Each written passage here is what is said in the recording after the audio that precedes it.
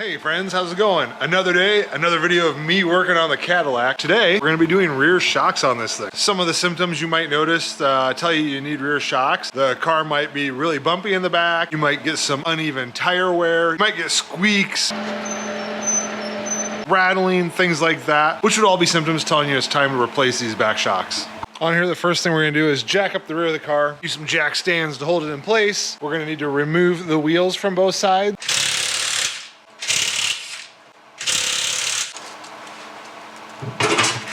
And then we're gonna get into the trunk, and there's gonna be some nuts we're gonna remove so we can pull the top of the back seat out. And the nuts we're gonna get are these right here. They're a 10 millimeter. You should just be able to use a hand wrench if you don't have an impact wrench or something, or a little screw gun.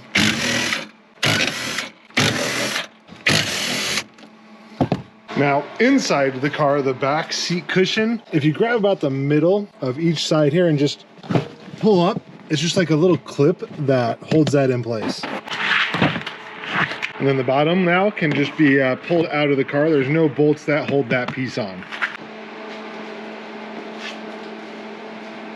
Once we get the bottom cushion out on the inside, there's 4 more bolts that we're gonna have to pull out along the bottom on this plate that hold this back seat on. And these ones are a 15 millimeters, so we're just gonna take those out. And now we should be able to just pull that back seat out. It is heavy. You might need a hand doing this, but it just kind of pulls out now, and we'll remove it from the car.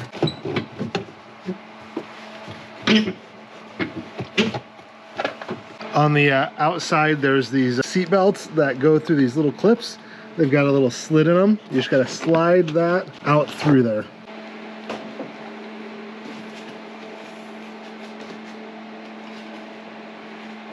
Something that you can do to really help my channel is go down below, hit subscribe. I'm trying to get to 10,000 subscribers this year. So now we've got the seat out. Right behind here, we can get to where the top of the shock bolt mount is. There's 3 bolts on each side right here. But before we remove those, we're gonna go down and loosen the bottom bolt for the shock, which is right back here.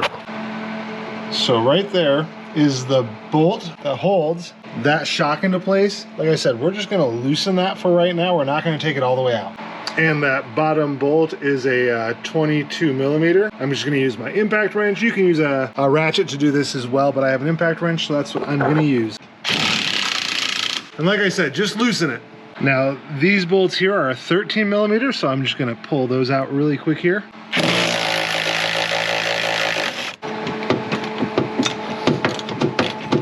And then something else you might want to do before you pull those all the way out is, I've got them loosened in there now, is put a jack under here to help hold that suspension up so it doesn't just drop on you. So what I've done is put the jack under that spring mount right there under the car, just to help hold it in place while I take those bolts out from the inside. And then just be careful when removing these. You don't want to drop this nut down and have to try to dig it out from somewhere.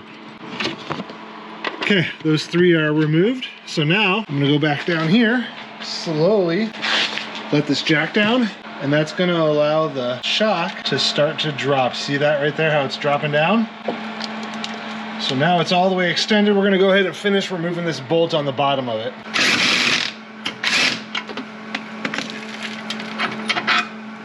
Finish lowering the jack all the way until the suspension drops all the way out, which it is there. Now, you just kind of wiggle this back so it drops out.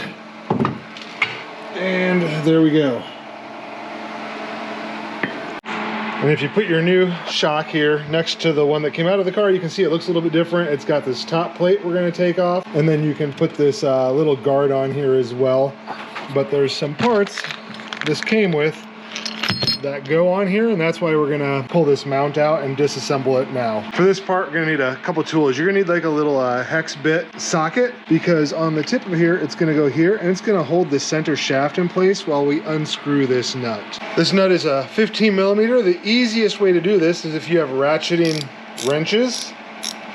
You can kind of put it on the shaft here, and then we can use our socket set to hold it in place while we spin this to get it off.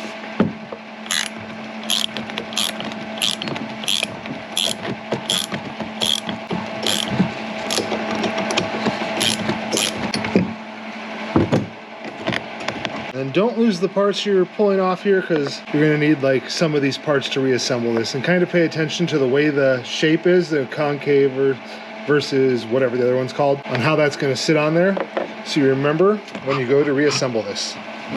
There's this cover, slides off, and there's like a bushing thing in there. You just want to make sure that stays up in there. You can't really see it in there, but if it comes off, just pull it out, put it back in there, so that way it rides on this new one as well.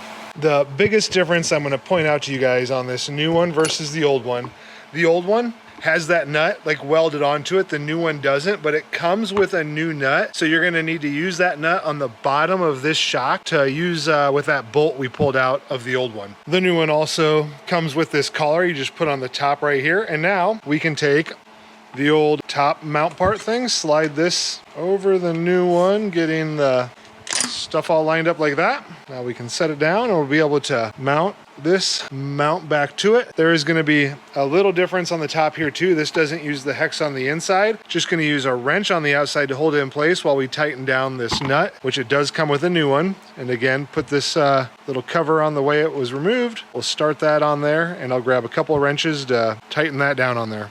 If you're getting the Monroe 39114s like I did, this is a 6mm, that little bolt on top, so you can use a wrench or a ratchet to hold that in place while you tighten it down.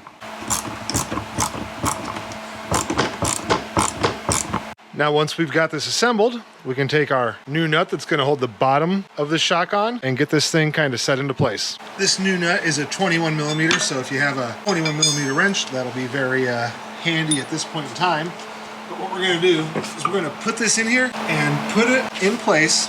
We'll just kind of put the bolt through.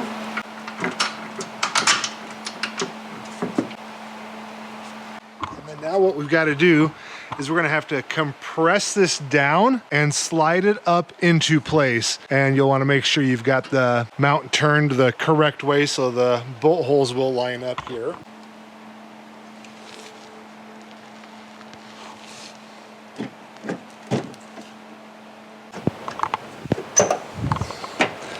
There we go. And now once it's in place, we can use our jack to slowly jack this thing up, making sure those bolt holes go up through there the way they're supposed to. I would also, at this time, go ahead and probably get this bottom nut all the way through and start the bolt and nut together on the back, so you don't have to worry about that being an issue later.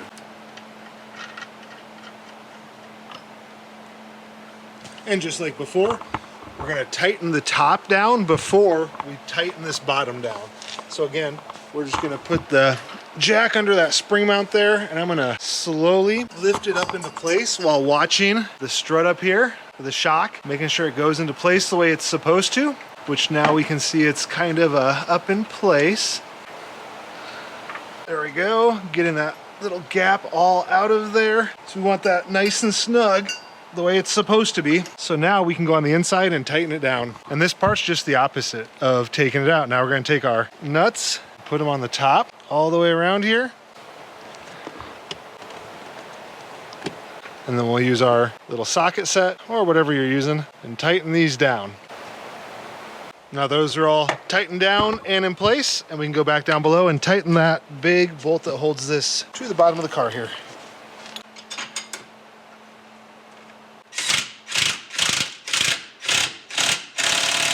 Then once that's in place, we can go ahead and remove this jack, because we can lower that suspension down now.